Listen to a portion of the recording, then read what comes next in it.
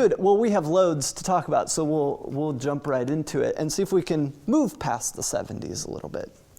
And what we're doing is using Rosalind Krauss's proposal for understanding what was going on in 1970s earthworks and so on, where she says what has happened after modernist sculpture, modernist art, so this is postmodern, I guess, is basically what she says, I guess, it's postmodern. What has happened is that sculpture begins to unfold into a field, an expanded field, and the artwork that's being made in the 70s occupies some sort of position in relation to these four spaces, really, it's two kinds of spaces. There's the landscape and there's the architectural built structure. So what kind of artwork can we make? We can make either something that's positioned in relation to architecture that's not architecture, something positioned in relation to landscape that's not landscape. That's what sculpture has come to be called. But we can also start incorporating the landscape itself or the architecture itself. And this field is what she proposes as a way of making sense of the artwork that's going on in the 70s. And we're kind of sorting them out, what she identifies as being kind of positions on this field. Whatever you think about how she gets there, because I think you can if you read her essay closely, you can probably quibble with parts of it and disagree with parts of it, how she makes certain moves. And whatever you think about the field she lays out, she does a pretty good job of drawing our attention to the fact that sculptural art making has become an expanded field. So even if we might quibble with how she gets here, she gets us here, and you find yourself now very much in an art world that is thinking of itself in terms of a field rather than binaries, rather than a single range, that artwork is either abstract to representational. I mean, this happens in painting as well. That would be an interesting paper as well. Argue what sort of field is operative in painting today, or maybe in photography. That one might be a little more difficult. At any rate, she locates us in a field, and I think it's a pretty good tool for coming to terms with or granting names to what's going on today. Okay, we talked about site construction. We were talking about marked sites, and I want to give you a few more examples of marked sites, because so far we've been pretty much in the 70s. We're going to stay in the 70s a little bit, but work our way out of it. And I'm going to start moving a little quicker. I do want to say, want us to say a few things about each of these, but there will be some that we give a lot less attention to. Walter de Maria is a very important earthworks artist from this time, and he made this work that's called Lightning Field, and I think I've misspelled lightning there. Sorry. This is called Lightning Field from 1977. This is located in West New Mexico, and once again he is searching for sites for this. He gets this idea, starts searching for sites, and eventually lands on New Mexico in the high desert. So this is at a high elevation. It's like 7,600 feet or something. So it's higher, which is important, as we'll see. And what he does is he takes a piece of land that is 1 mile by 1 kilometer. So it's a rectangle, 1 mile long, 1 kilometer wide, and constructs in that field 400 polished stainless steel poles that are each about 2 inches in diameter. In fact, I think they're exactly 2 inches in diameter. And his particularity for measurements will become clear here shortly. They have pointed tips, and they're arranged in this rectangular grid. The grid measures 16 poles deep and 25 poles long. So it's a grid, 16 by 25, 400 polished stainless steel poles. And each are spaced 220 feet apart from each other. And evidently they are precise in their distance up to like a quarter of an inch. I mean, it had to be a perfect grid. The poles range in different heights. There's a variety of these heights ranging from 15 feet tall to almost 27 feet tall.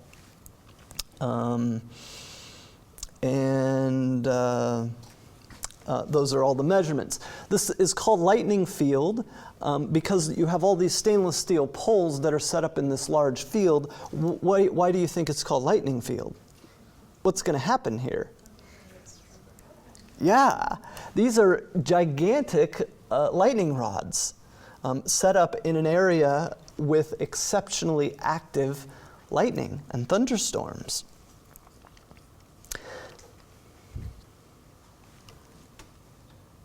And these, especially in certain parts of the year, I guess sort of through the summer and the fall, I don't know, whenever it's especially stormy there, these lightning storms come and just start hitting these things. And to be out there is to experience this incredible light show. Now, it's difficult to get there. You can still go. This is still here. You can make reservations. Only, I think they allow like 6 people at a time in between, and you have to stay overnight. I think it runs from something like April through November or October, something like that. And I think in the total time that it's been up, something like 1,000 people total have been there. It's difficult because you have to go through extensive reservations and whatnot. I haven't seen it. But you travel, as with a lot of this work, it's in the middle of nowhere. You have to travel great distances, make reservations, and they specifically limit it so it doesn't become a kind of tourist spectacle. But you get out here, and the lightning field stands sort of always inviting the lightning storms and inviting lightning to strike it. So once again, where's the work? I mean, in a sense, is the work functional when it's not storming? Is the work in the poles at all? Where's the artwork here? Once again, to get back to the question. And as far as Walter de Maria is concerned, he says this: the land is not the setting for the work, but a part of the work. It is the work. The site is the work. The things that go on that site and in that work over an undetermined amount of time is the work. And if you read Walter de Maria on this work in particular and his work in general, he's sort of a difficult one to get your hands around because he talks about meaningless artwork. His artwork is meaningless, and meaningless artwork is the highest form of art for him. Now, I think what he means by meaningless is not really, I don't think he really means meaningless, because obviously this has meaning. It's extraordinarily meaningful, this sort of invitation to the lightning, this kind of gathering the lightning to hit, this joining of sky, or this interface between sky and land. There's a lot of meaning here. The use of the grid, the use of these industrially produced poles and so on. All of that has meaning. It's not meaningless, but it does come without a narrative or a closed kind of meaning. If you ask De Maria what the work means, he'll just blow you off. Well, go there, right? Go to the field and that's the work. Go to the field, and you'll experience the work. And so, to a great extent, the artwork isn't closed. It's setting something up and inviting something to happen. And that's a common thing that we've been seeing over and over again. Is this a marked site? Is it simultaneously landscape, not landscape? Does it fit under that category? And if so, what's the marking? Is the marking the grid, the marking it off as a field,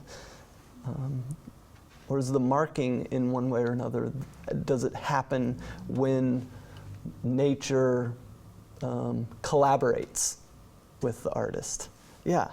It's kind of an interesting parallel between this one and the spiral jetty. It's just the interaction that they create between the spiral jetty and the water, and this one, the lightning, the sky. Yeah. Just facilitating different like phenomena of nature. Yeah. Yeah, that's right. That idea of facilitating an event, facilitating phenomena, seems to be constant throughout these earthworks, huh? Yeah, good. Yeah. And also, like, if you're like comparing it with the spiral jetty, that they're both subject, or how active the work is subject to the place that it is set in. Yeah. Like spiral jetty isn't always visible. Sometimes the water, I think there was a period of time where the water was over it for like a number of years Yeah. and you couldn't see it. Yeah. So I might be incorrect. But like it's similar in this case because it's not like there's lightning always striking those poles. Yeah. You don't always have this magnificent light show.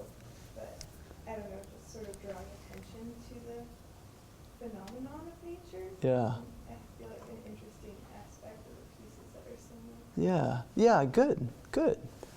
Taylor. With the jetty, the rocks were all a part of that area, and here he's bringing in poles that Yeah. aren't part of the area. Yeah. Does that make a big difference? Is it Mark said? Yeah, what do you think? Because I don't know. That wasn't a rhetorical question. Well, you could say that this one is a bit more manipulative of its surroundings. Yeah. In that its intention is to draw the lightning to a certain space, whereas the spiral jetty is sort of subject to the space. Yeah, sure. And I suppose if we really do regard Krauss's expanded field as a field where maybe we're locating the extreme corners of that field, you really can occupy positions closer to the center. So maybe this is sort of a marked site that includes more of an architectural element than Smithson's spiral jetty. Yeah. Yeah. Where is this located? This is in New Mexico. Yep. Yeah, kind of western, is it western New Mexico? Yeah. I'll also say, like, it seems like it's a mixture of, like, site construction and marked sites. Yeah. But because, like, I'm just thinking, like, in terms of the other marked sites, that it's involving, like, taking the landscape and making something new out of that landscape. Yeah. It's like, it seemed like the site constructions were taking, like, something, like, and adding to the landscape with, like, foreign objects, like the sun tunnels, like, Yeah. these giant cement things, and, like, pointing back to nature with them. Yeah, yeah. Or, like, inviting the phenomena to happen, and it seems like that's kind of what's happening. Yeah. Here. Like, Yeah. it is about the landscape, but it's also about, like, this sort of, like, imposed structure that's Yeah. added to it, and then inviting that phenomenon to happen in the same way as the Yeah. phenomenon. Yeah, I think that's fair. So perhaps we'll place this somewhere between site construction and marked site. Yeah, good. And I would encourage you. Landscape painting came up earlier in this morning, and I'd encourage you to keep thinking about the relationship between this and landscape painting, because it's totally related. It's the stuff of the world, right? Usually I'm taking woven canvas or wooden panels and mud and oil, minerals, and making paintings in response to the landscape. I'm standing in the landscape, encountering it, and reconfiguring the stuff of the landscape as an image of what I see. And we're pretty comfortable with that as art that has a long tradition. In a way, this is on the same map as that, right? It's taking the stuff of the landscape, minerals and so on, pretty highly refined stuff of the landscape, but taking the stuff of the landscape and rather than kind of mapping the way that it appears, responding to it in image, just altering the landscape and causing phenomena to happen in the landscape. And there might be something about this that is specifically a reaction to an image-saturated culture, right? Would this have been as interesting 300 years ago, 1,000 years ago? Well, probably, actually. Probably. This actually looks more like ancient artwork, prehistorical artwork, Neolithic artwork. But you might consider its relationship to image making, because it's not, even though it seems very different, it's not entirely unrelated. And that puts us on the map of art making here anyway. Okay, just to give you a couple of other works that I'm not going to talk about, but a couple others you should be familiar with from Walter de Maria. He did Earth Room, and if you attended John Chan's lectures last semester, I think it was, he mentioned this in one of his lectures, so I'll just kind of connect the dots back to him. This is a 3,600 square foot building in New York City, in Manhattan, that is filled with 22 inches of soil. And you can't go in, you can't walk on it, you just, well, actually I think they might be letting people walk on it now, I'm not sure. But it's to look at, I guess. How is this very different or related to lightning field? I'll leave that an open question. You kind of have this displacement of the landscape into downtown New York. You can consider it, we don't have time to talk about it, but you can consider it. There have been 3 of these earth rooms. This is the one that has stayed. So the oldest one is from 77, but this one in New York, it was built in 80, and it is still there. You can still go visit it if you like. This is, and it's, you know, downtown Manhattan, the smell of soil. To use really expensive real estate to fill with soil is really disruptive. It's a disruptive visual experience, it's a disruptive sensory experience, it's a disruptive conceptual experience. We might, so much of this would be regarded as a waste of space. And I think a lot of the earthworks will challenge what is space well used and what is space wasted, what counts as what. We'll see that here in a bit. Another one you can be familiar with from Walter de Maria, just because it gets talked about or gets referenced somewhat often, is called the vertical Earth kilometer. And evidently it is a brass, I think it's brass, solid, let's see, yeah, solid brass. That's a 2-inch, it's 2 inches wide, it's the same width as the lightning poles, and it extends a kilometer down into the earth, and all you see of it is the top surface. It comes up flush to the top of the surface of the earth and extends down, measuring the earth's crust a kilometer down. It's in Germany. This is obviously very related to conceptual. It's obviously conceptual artwork in the sense that it can only be thought about. It can't be seen. It's there, but it is the concept of the thing, doing the thing, measuring the earth in this way. Is this a meaningful way to measure the earth? What is this thing? Yeah. Are you sure that it's a kilometer deep?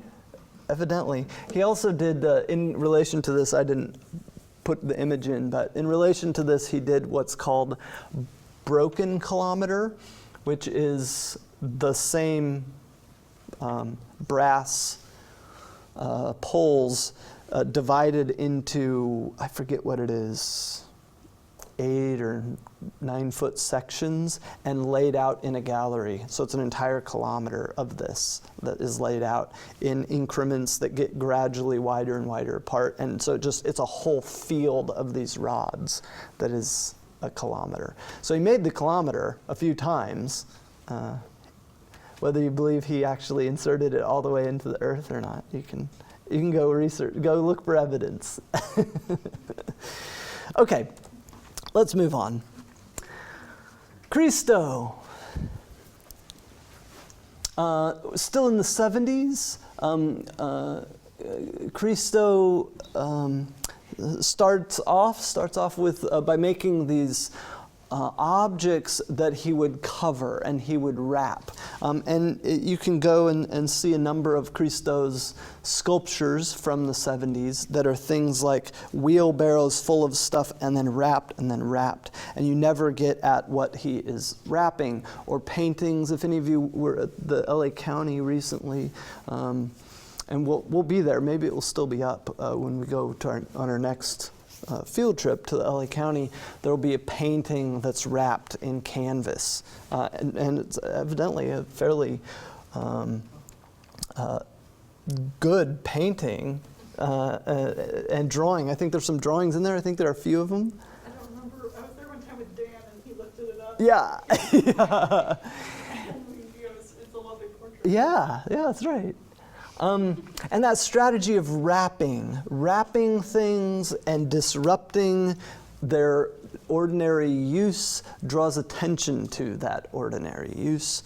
One of his most famous is running fence, and from now on I won't just refer to Christo in singular because his wife, Claude, was a lifetime collaborator with him. And we talk about Christo often, but you really have to hold the two together. They worked on the work. So Christo and Jean-Claude did what's called running fence. There is a 4-year date that I've assigned to it because they include the work as being everything that goes into making this thing happen, and it took 4 years. So what is running fence?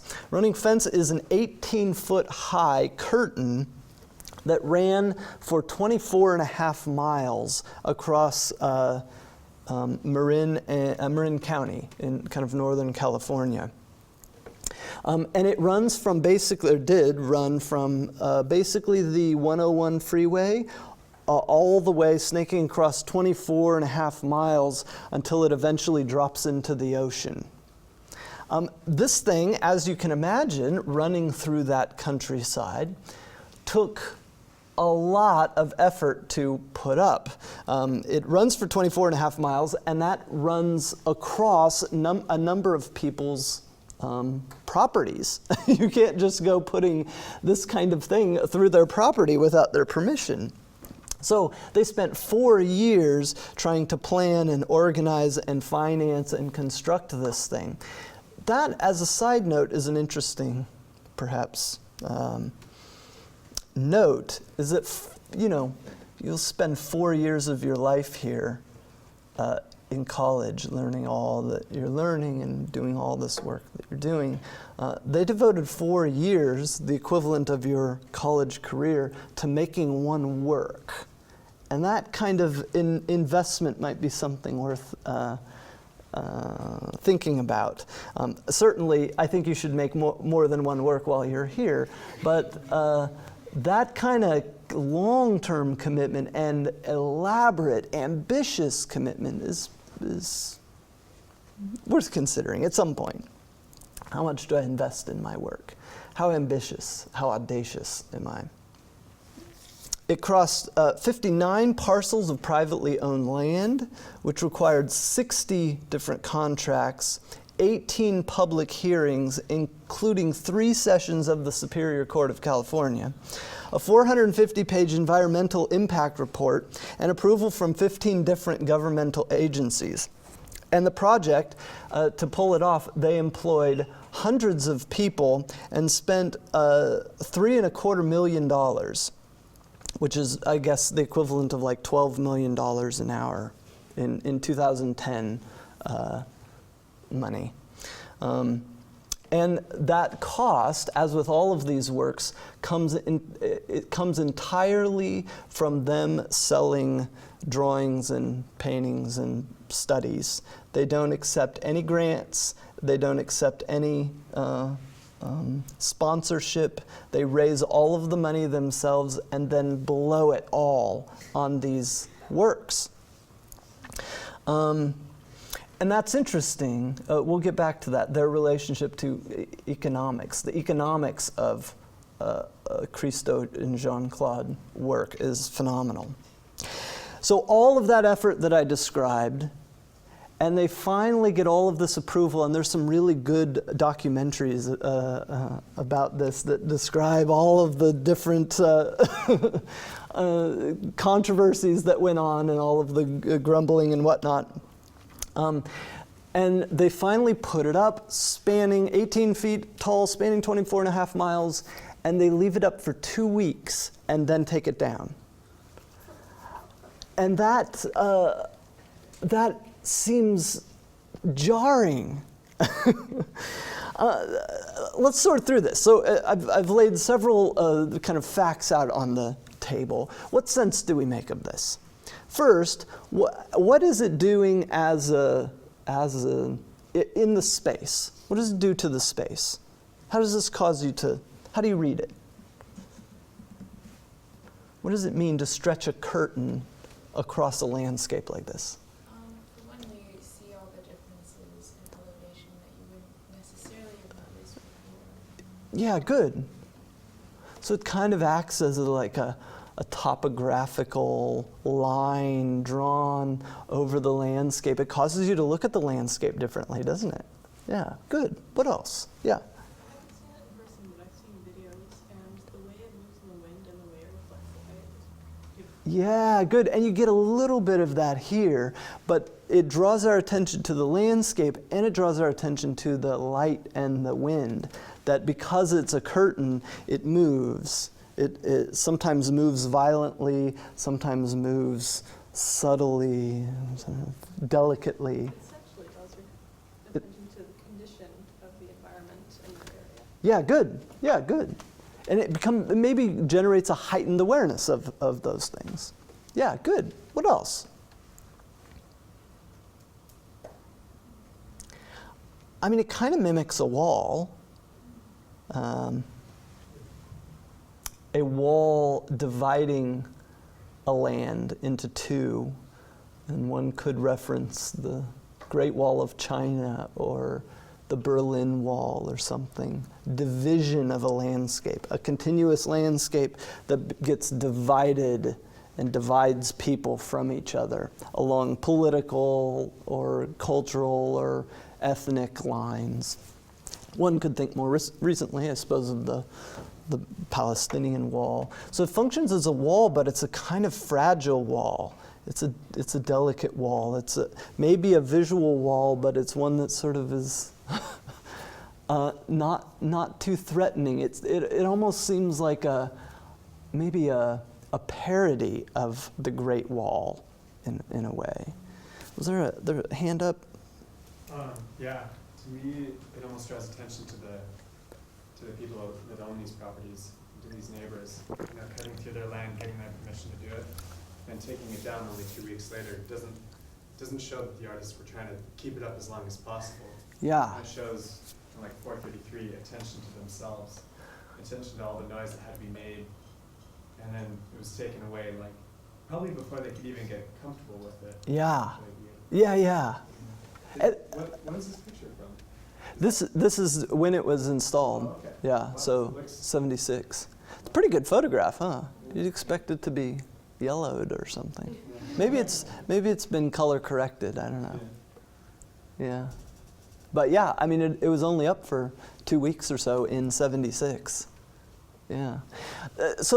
Maybe let's talk a little bit about its temporary nature. So it's a sort of wall of sorts that draws our attention to the landscape, to the light, to the wind. So it draws our attention to the natural elements, but also mimics a wall and is a parody of a wall that's almost always political or economic or cultural or something like that. We separate landscape according to into property, I suppose, for one reason or another. And this specifically cuts through people's property. It redivides it. It disrupts their property in a variety of ways, whether that is the ranchers who own the land or whether it's government land. It is redividing it. It's not abiding by the border lines that have been set up. Could people cross through at all? It did cross some roads. I think it crossed like 14 different roads or something. And so you could pass through those. I don't know that you could pass through in these sections. I don't know about that. That's a good question. As far as how intimidating it is, it almost resembles, setting your white sheets out Yeah, after washing them. yeah, yeah, It's friendly almost. It is a neighborhood icon. yeah, yeah, yeah, that's nice. Yeah, It's interesting to talk about it as a wall of separation because the project itself really brought together the whole community. yeah, Because while it took so long to convince the people to look at this, after they were convinced, they were really on the ball with the project and actually helped them yeah, with the state of California and stuff. yeah, And it really brought the whole community together instead of separating yeah, them per se, like it looks like it does. It actually Yeah. made them a much yes. community. Good. So it brings this community together. Often people who didn't know each other before, brings them together.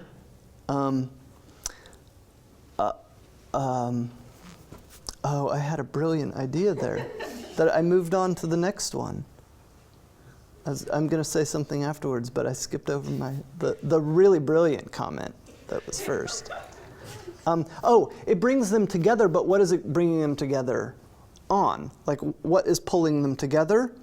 This sort of temporary division that goes up for 2 weeks and then is gone. And so what happens after 2 weeks? Maybe that's our question. What happens to that community and to the division of the land after 2 weeks? What do you pay attention to? It could be also like a social commentary on when people come together for like projects or for a time when they're working together. I find myself thinking always when they build stuff, it's always it takes a long time to build something. Mhm. I find it really interesting when you take it down, it's so easy to take down. Yeah, Like, all the projects I've worked with, it's like planning and then yeah, and like, oh, we took it down in 2 hours, but we were planning maybe 36 hours. yeah, So that idea of also people coming together and then just seeing how that tweets yeah, pretty quickly. yeah, yeah, yeah, And you just move on yeah, yeah, momentarily. Moment. Pretty yeah, interesting. yeah, good. It's easier to take things apart than it is to build them. Yeah, good. Yeah, I kind of see it as like a blank canvas. Ah, I uh-huh. remember there was a quote, I just can't remember it, that we read in class that was dealing with the blank canvas. But I feel like it is one of those things that it causes you to reflect. So when it's there, really when you're looking at that, what you're seeing is everything else around it. And once it's gone, you can't just see the landscape as what it was before it existed or before it was created. You can only see the landscape with all of this work and all of this effort and just like a greater appreciation for it and reflection on it. Yeah, good, good. Yeah, it causes you to see that landscape differently in a variety of ways. And its temporary nature, I think, is what does it, right? That if this was a permanent wall, it would kind of permanently mark the space and permanently divide it. But by putting it up with this elaborate amount of work that is simultaneously economic, there's a lot of money involved here, it's political, there's a lot of negotiation involved here, it's legal, there are court cases and permits and all of that stuff. It's personal in that they went and they met with every single person whose land they were proposing to cut across. It's all of those systems, social, personal, cultural, economic, legal, political systems that are involved here to redivide the space in a seemingly arbitrary way that draws our attention to the landscape, and then once it disappears, what is left, I think, one way to describe this, what is left is all of those systems that you activated still resonating, right? So you look at this and perhaps you would start to see anew the way this was divided into parcels. How do we divide land? Is a question. What about all of these governmental agencies and these legal structures? How do they divide land? What about neighbors? How are we neighbors to each other? I mean, by doing this very gently disruptive thing to this landscape, the disruption sort of sends everything rattling, if you will, resonating, vibrating, and you take it away and everything is still vibrating, and you spend your time looking at those. I think it was Daniel that referenced 4 minutes and 33 seconds. I think this is really similar to that, right?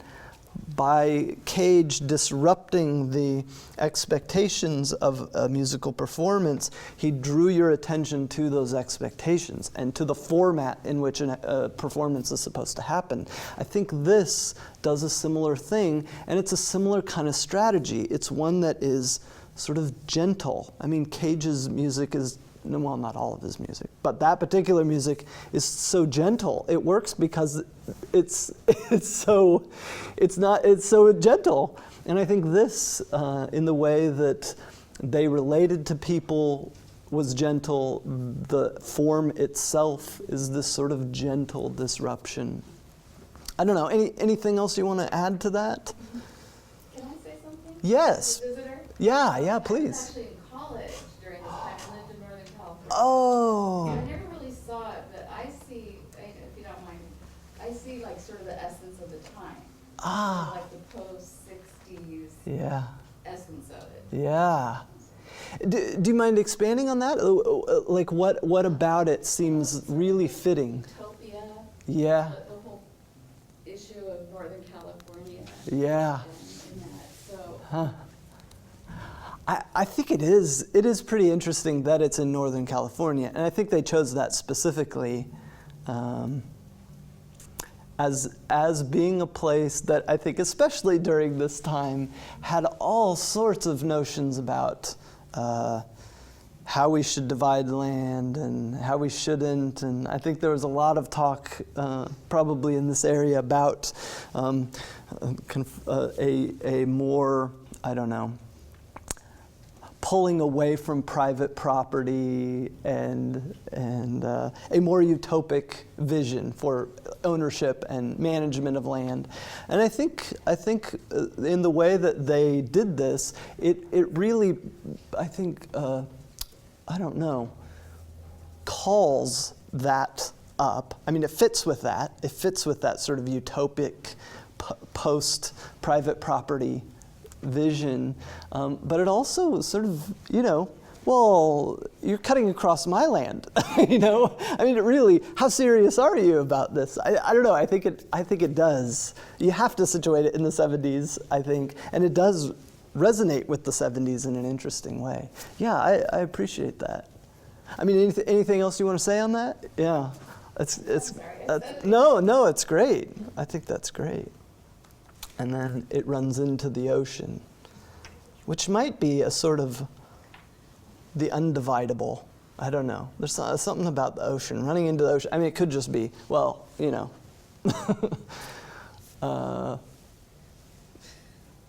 This is where it has to end. But there's also something kind of poignant about not being able to fence off the ocean. I mean, we can divide it into different ownerships, different countries have responsibility for different regions of water, but it's pretty fluid, to pardon the pun, fluid boundaries. There's no way to easily demarcate or take possession of the ocean. It very much symbolizes the undividable in a way. Yeah. It actually really reminds me of Robert Frost's poem, Mending Walls. Ooh. Because it's the same thing. They were both working together to build the fence up, Mm-hmm. but in building the fence, they created community. Ah. Like the end of the poem says, and he says again, good fences make good neighbors. Huh. Ah, that's interesting. Yeah. Good fences make good neighbors. I mean, I think that is related to this. They made a fence in order to draw people together. And the way they talked about it, it was always the work lasted for 4 years. The work was not the fence. The work was everything that participated in the construction of this thing. And then after 2 weeks, they take all of it down, recycle all of it, and it is gone. And they have nothing left from it. There are no more materials, there is no money, it's just gone. It's this elaborate kind of gift in a way that uses those economic systems, fundraising and selling artworks and those sort of things, to fund this massive thing that is put up and disappears, and there's no economic benefit. They raise enormous amounts of capital and don't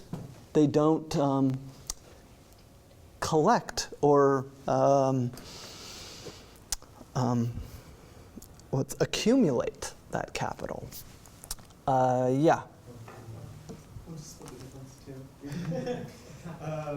Do you think that they object, perhaps, to photographs of the? That's an interesting question. Because it kind of immortalizes it, whereas Yeah. maybe the purpose of it was to Yeah. disappear. Yeah. I know that for us, Yeah. we have to record everything. Yeah. But maybe for people that were a little bit more Yeah, acceptable, this would not. That's a good question. With all this business about ephemera and temporality and all of those sort of things, I mean, there are an awful lot of artists from the 70s, conceptual artists, whose work, there's no work. And so they've been forgotten. And they're kind of bent out of shape that their work was so ephemeral. I don't think that's true of Christo and Claude. They took photos, and they have photos posted on their website of all of this. They have a great website, by the way. You can go and check it out. But it does reposition photography. I mean, is this stuff even possible without photography? Would we be talking about it right now without photography? No. So photography comes to occupy this really strange zone here, where it's a documentation tool, documenting these sort of elaborate performances and installations and so forth. Ian. Also, I'm thinking about, I guess I could make the parallel with the space one, the NASA. I can see how during that time they're trying to go to the moon, and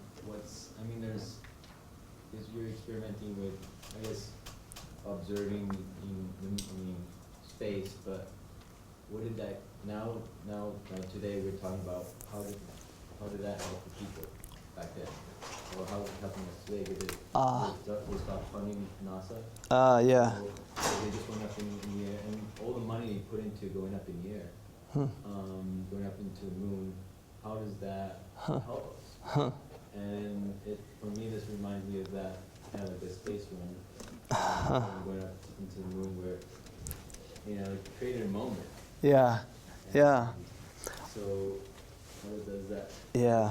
translate with the whole technical thing of just creating something, but then where did that get us?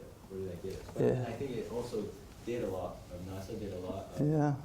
of imagination. Sure. Yeah, sure. A lot of imagination in there.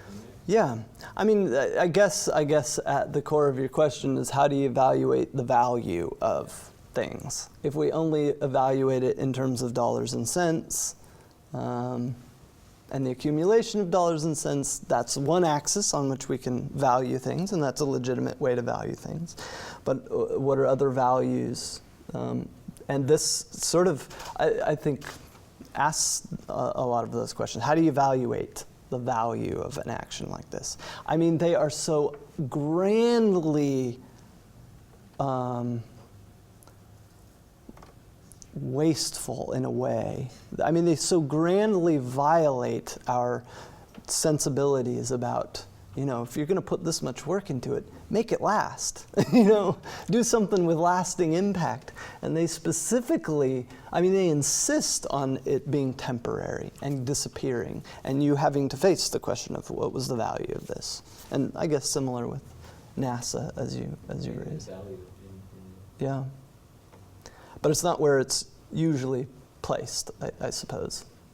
I'll show you just a couple of other of their works briefly. This is called Wrapped Islands or Surrounded Islands. This is in Miami, off the coast of Miami. A number of years ago, in the 30s, I think, they dredged this bay in order to make possible shipping through it, and they took all of the dirt and just piled it into the center after dredging, and they created these 14 sort of piles or islands. And so Christo and Claude, in the early 80s, wrapped these islands in fabric. Once again, it's almost always fabric, and it's almost always wrapping, and I think there's something to that, kind of insulating, these sort of boundaries that are flexible, something along those lines.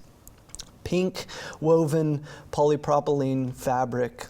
And of course, your perhaps first reaction is, well, that can't be good for the environment.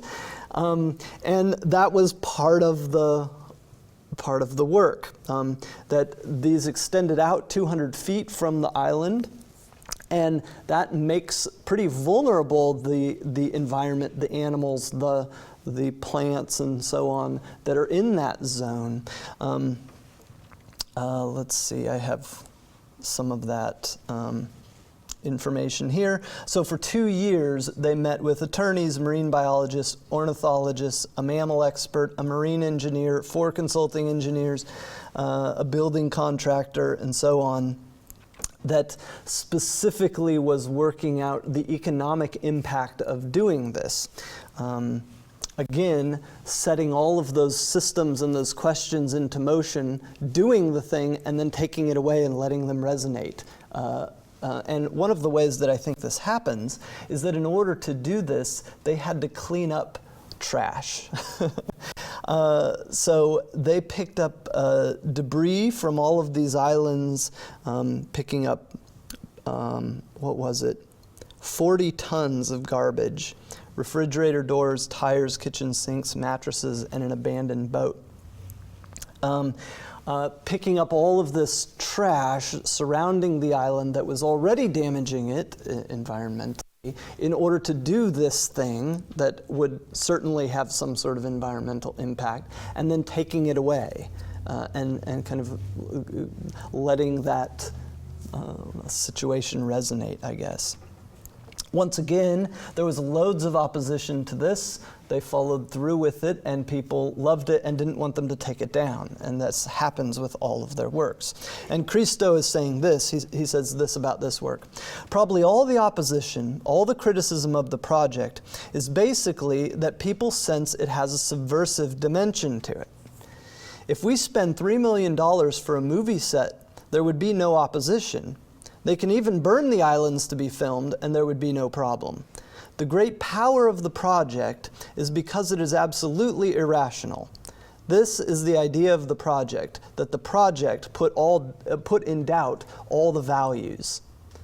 And you get that with these things. It's this sort of subtle disruption to why we do things, how we organize our spaces, how we organize our environment, organize ourselves in relation to the environment, and so on.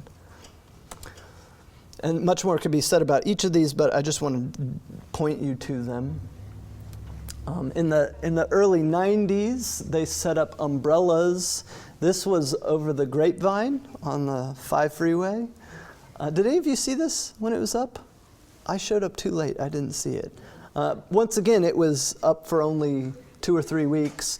And this happens simultaneously with an installation of blue umbrellas in Japan. So there are hundreds and hundreds of these umbrellas.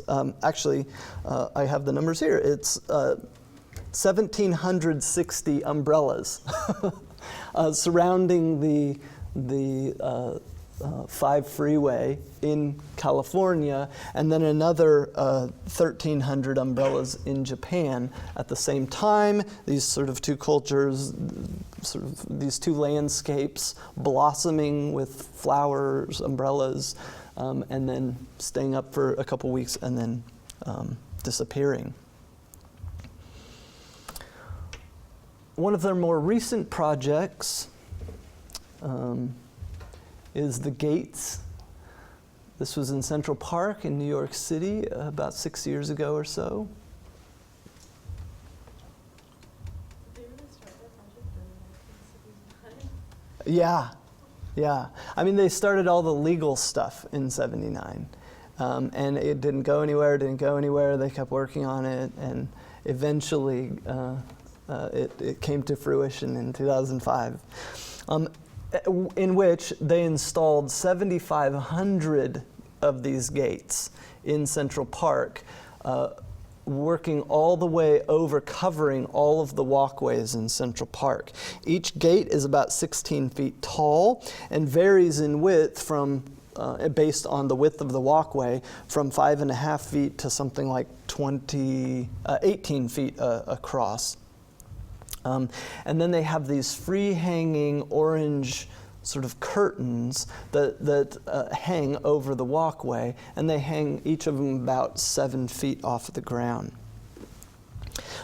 It took hundreds of people to put these things up, loads of money once again, and the artwork remained up for 16 days, and then removed, industrially recycled, and there's nothing left. Once again, this sort of massive gift that is, as Christo called it, fundamentally irrational. And its irrationality is sort of what I think is the point of the work. Not irrational in the sense that it is senseless or brutal or something like that, but seemingly without purpose other than this just graceful, beautiful thing, beautiful interruption, right? That once again brings all of the political and legal and economic systems into it, and then what it produces is this just graceful, wonderful light show and kind of capturing of the wind and so on.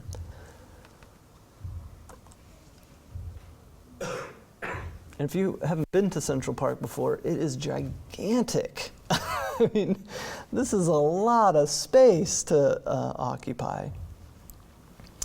And the people who put it up, I think they employed something like 600 people to put this up. They had them wearing like suits in orange, the same material. And they employed them, paid them, fed them hot meals each day. And then during the 2 weeks that these were up, they had them be kind of canvas New York, or the park as the gatekeepers, distributing samples of the fabric to people and explaining what it was. I mean, it's the most remarkable kind of social activity, organized social activity in Central Park one can imagine. And once again, all of the work is financed by the sale of these plans and these drawings and those sort of things. And all of the money is then spent on the work. So what is this? What were Christo and Jean-Claude doing? That's them, by the way. They're a lovely pair. Those of you who have seen the videos of them, they're just these sort of lovely, gracious people, you know? Not pretentious at all. And so Christo says this: our works are temporary in order to endow the works of art with a feeling of urgency to be seen, and the love and tenderness brought by the fact that they will not last. We want to offer this feeling of love and tenderness to our works as an added value and as an additional aesthetic quality. That kind of urgency and that, as he says, love and tenderness. There is something, I don't know about loving and tender, but gracious about these things, sort of absurdly generous things. Here, New York City, have this experience. And then we have to take it back. And you have to live in that space as if it's still wonderful. And it is still wonderful. Live in that space differently. Treat each other differently. Interact with people in this park differently. Okay. Let's rush through a couple other artists just to put a few others on your map. Anything else you want to say about this? About Christo? Jean-Claude? Jean-Claude passed away, I think, a couple years ago. Christo is still kind of making works. He's got these new things in the works, evidently. So keep an eye on him. Yeah. I have a question about what you said earlier about this type of work being kind of like anti-aesthetic, but this one seems like very aesthetic. Really aesthetic. Yeah, that's right. And that's, I mean, this is 2005. Okay. Yeah. Things have changed. Yeah. And so that anti-aesthetic really marks the 70s, parts of the 80s. In the 90s, things start to change. And so you have people, and perhaps we'll talk about this later on when we get to what's going on today. But you have critics like David Hickey, for instance, among others, who I think it was in 1990, was when he was asked, what is going to be the issue in the 90s? He said, beauty is going to be the issue. Beauty has to be dealt with again in a way that if it had to be dealt with before, in the context of whatever context you want to put to it, World War II, industrialization, mass media, all of the things that make us more suspicious of the beautiful, the seductive, the seductively beautiful, make us suspicious of that.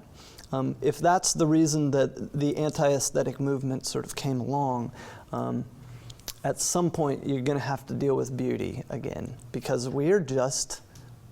beauty is important to us, right? Beauty is important to people, and I think that a lot of what's being done in art today is wrestling with a post-conceptual beauty. Yeah. Does that address your question? But I think you could even say that about the 70s, their work in the 70s.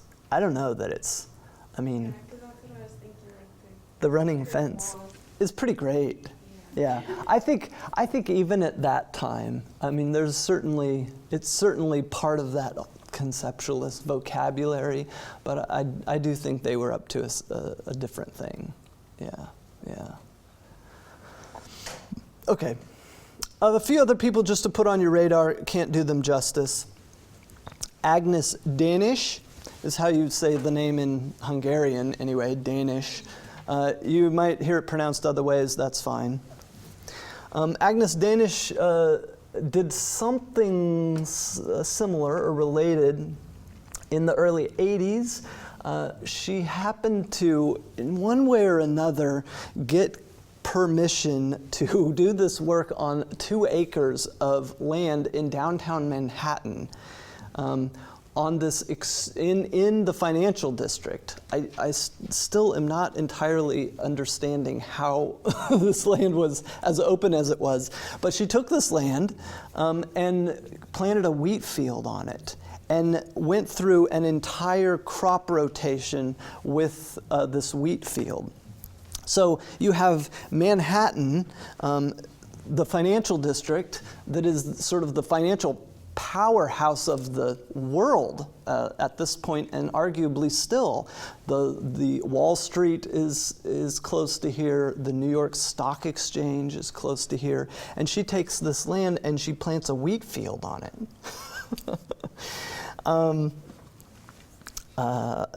This artwork yielded 1,000 pounds of wheat grown in the middle of New York City.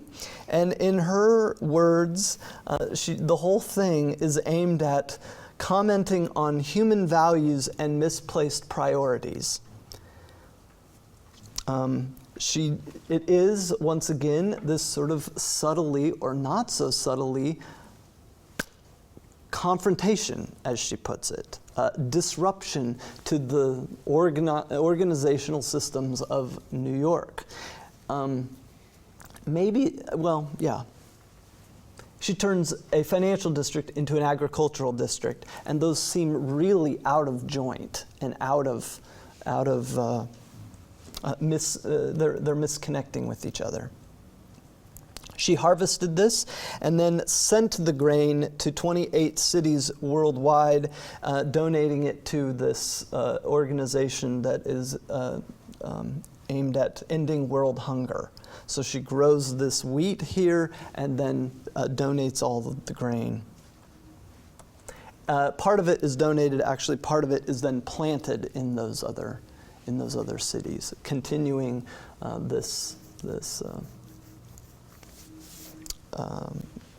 continuing the field, so to speak, elsewhere.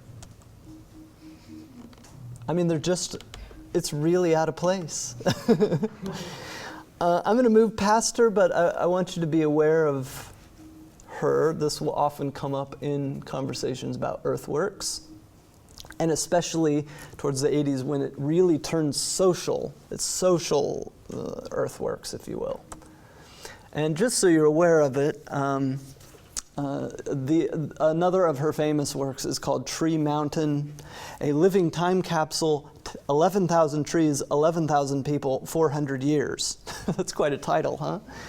And what it is she asked for volunteers to each kind of, I don't know if they purchased the tree, I don't remember who purchases these trees, but to take a responsibility for one of these trees, and these trees there are 11,000 of these Finnish fir trees, pine trees, and she has them planted in this pretty strict mathematical pattern, reclaiming, I believe it's sort of a dump site that formed into a mountain, and then planting trees on it. And these 11,000 people were given contracts where they own the tree and they're responsible for cultivating that tree. For 400 years they have responsibility for the tree. So they have to pass it down the generations and so on. And that's the time capsule element of it.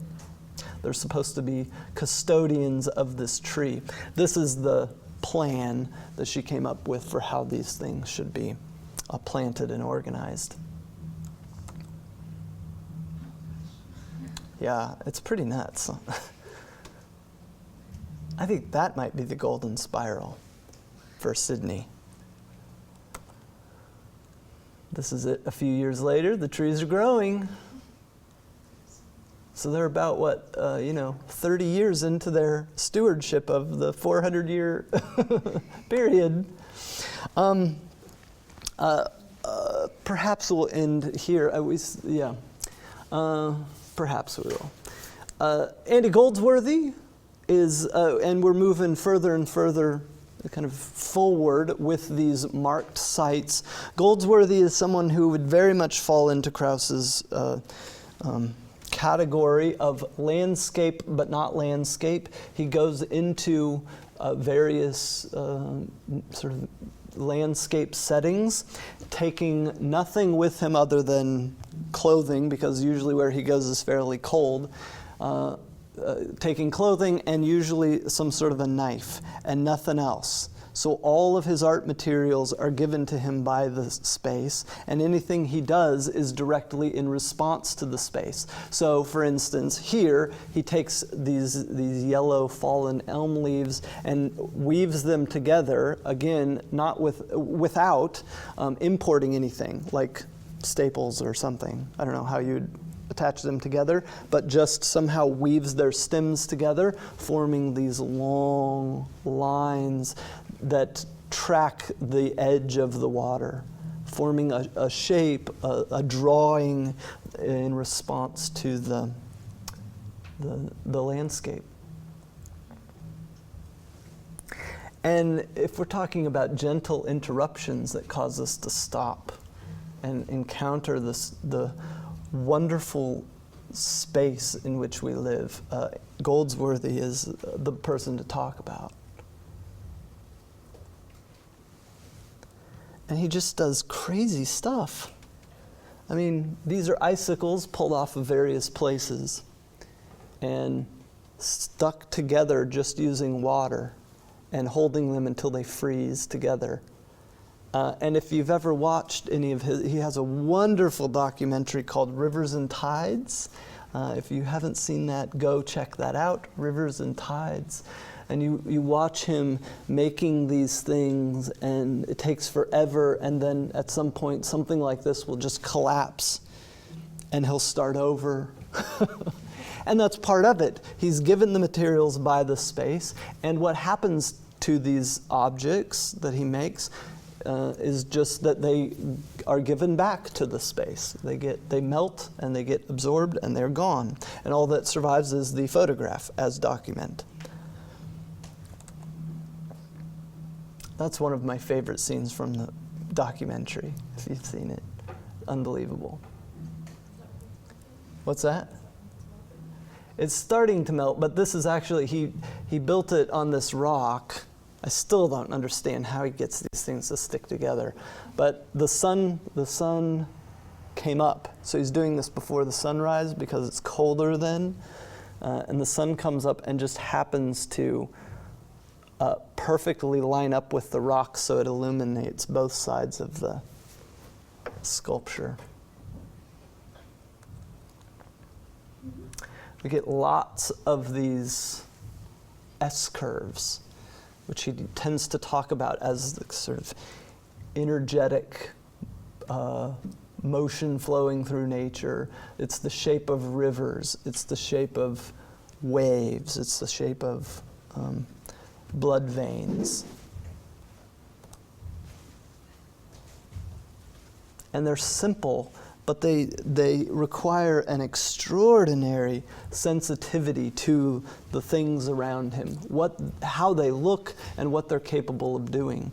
And he causes us, if we take him seriously, causes us to just see the world around us, the natural world around us differently.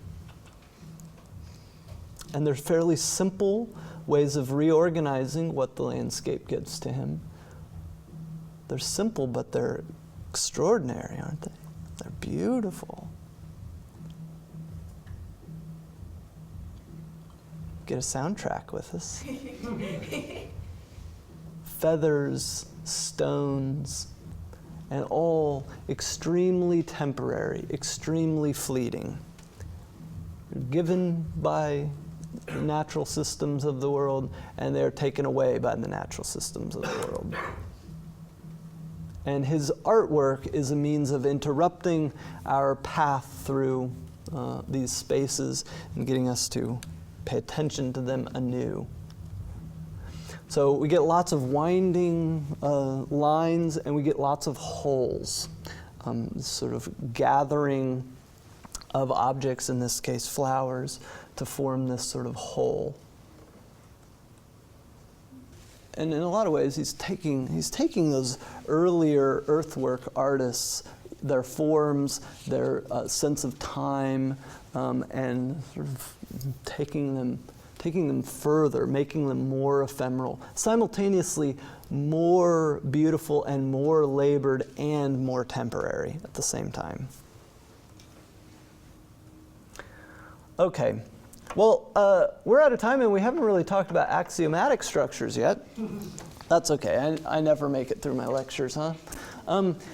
With axiomatic structures, we're talking about the space in between architecture and not architecture, forms that are simultaneously the structure, they are architectural structures, but the artwork makes them more than just those structures. We'll try to come back to these artists a little later on just so you complete the field. Biola University offers a variety of biblically centered degree programs, ranging from business to ministry to the arts and sciences. Visit biola.edu to find out how Biola could make a difference in your life.